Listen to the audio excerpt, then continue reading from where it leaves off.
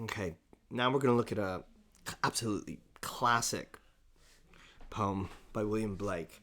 Um, William Blake was he was a kind of early romantic as well, along with Wordsworth and Shelley. He was an engraver, and this is a poem from his famous book, Songs of Innocence and Experience. And this is an experience poem, and I could say a lot about that. But a really simple way of saying it would be the experience poems are more critical towards the world. Blake was a great celebrator of, like the Romantics, nature, political freedom. He was a real critic of organized religion versus actual love of God. And here in this poem, London, we really get a sense of his rage and anger at society and the inequalities, and his critique of the city as well, which is of note. This is a very remarkable, complex poem, which has his seemingly simple language, his simple rhyme scheme, almost nursery rhyme level simplicity that, on the level of language and imagery, gets quite complex. So I'll begin by reading the poem, and then I'll do a close reading. I wander through each chartered street, near where the chartered Thames does flow, and mark in every face I meet marks of weakness, marks of woe. In every cry of every man, in every infant's cry of fear, in every voice, in every ban, the mind-forged manacles I hear. How the chimney sweeper's cry every blackening church appalls, and the hapless soldier's sigh runs in blood down palace walls. But most, through midnight streets I hear how the youthful harlot's curse blasts the newborn infant's tear, and blights with plagues the marriage hearse. That just haunting ending. Okay, let's start. I wander. Wander is freedom. I'm sorry I have to do this right away, but it is important, that first word. And that's against chartered, which is mapped out. Okay? Every street seems mapped out in London. And the speaker, is just gonna walk around.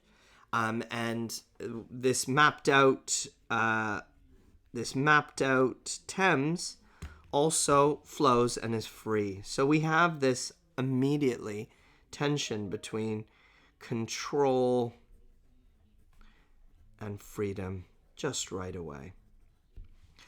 And what's happening when he's wandering is he sees, in every face I meet, marks of weakness, marks of woe. This is amazing.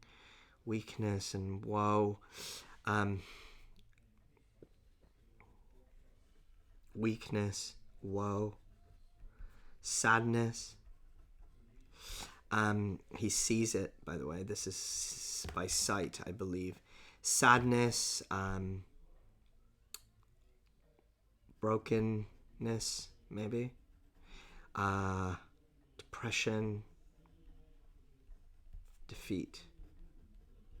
That's what he sees in London, and it really upsets him.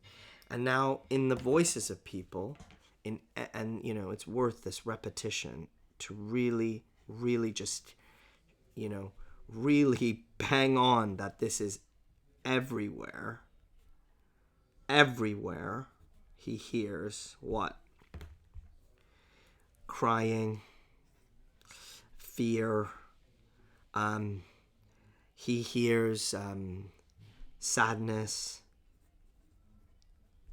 terror. But this amazing, really remarkable image he hears. So what does he hear? He hears the chains. Manacles reminds me contemporaneously of slavery. But this remarkable image, mind-forged manacles, I hear. So mind-forged, made by a blacksmith, not physical, but in the brain. These chains of control. He almost hears, for me, the slavery of people. How not only are we sad and depressed and we give up, it's this image of being chained and trapped, but in your mind. And he hears it.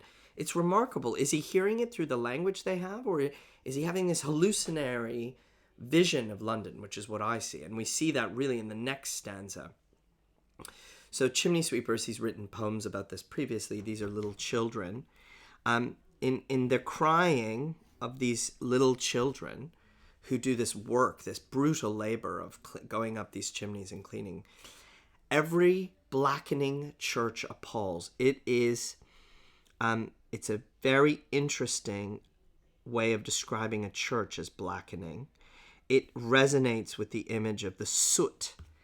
But the weeping of these children disgust the church, or act as a way for us to be disgusted by the church. Disgusted is an insult, a mockery almost. And the hapless soldiers sigh.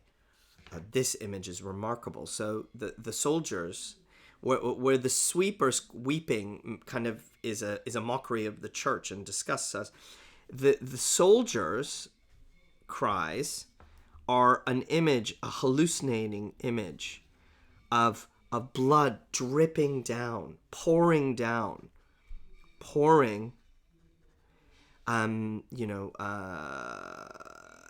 soaking.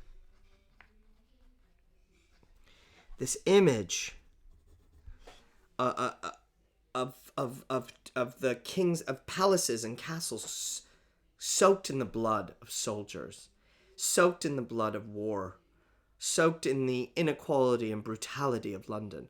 And you see, we're only in 12 lines into this poem, and it is an incredibly compressed series of images and language, and it's simple as anything. It's truly remarkable. And now it crescendo to this brutal last stanza.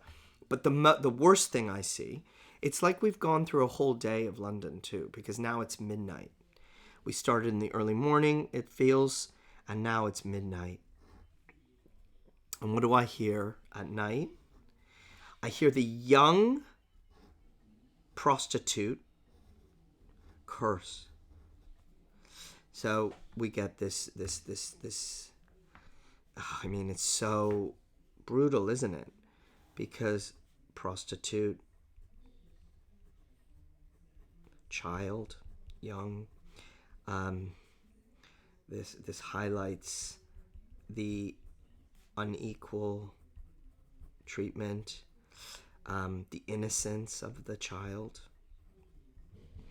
They're completely inappropriate profession. While it was bad for them to be chimney sweeps, for it to be a prostitute is something completely different. And what she's doing is she's cursing, and her curse blast, that scream, harm, destroy almost this little newborn, the ear of a child. She's screaming and cursing, resentment, hatred, and we get this remarkable final line, like the mind-forged manacles. This curse is a blight, the opposite of a blessing. Okay, the opposite of a blessing.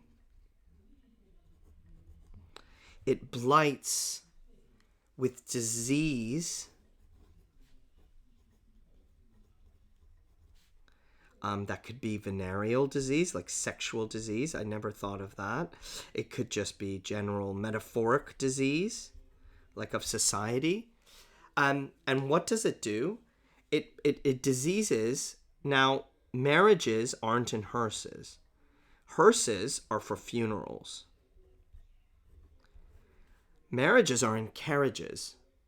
But here, if a marriage has a hearse, That's almost as if to say,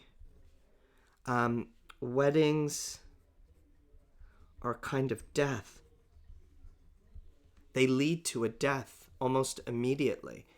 So it's this complex final image of prostitute, a young child who's had a child who's had a child, screaming, cursing this child. Hatred, that resentment, that guilt, is itself a disease on the vehicle of marriage towards death. Oh my goodness, the final image is so complex and so multi-layered. But one thing, and I can keep unpacking it, but one thing I can definitely say is that it is not fun to walk around London. London is a horror show of inequality, brutality, of crime, of blood, of slavery, of minds controlled. And the speaker, it wants to be free, wants something more. And we see that right in the beginning. And doesn't want to be sad. And seeks a higher, better place. This is the poet really attuned to the experiences of London. It's a very short poem, but really very powerful.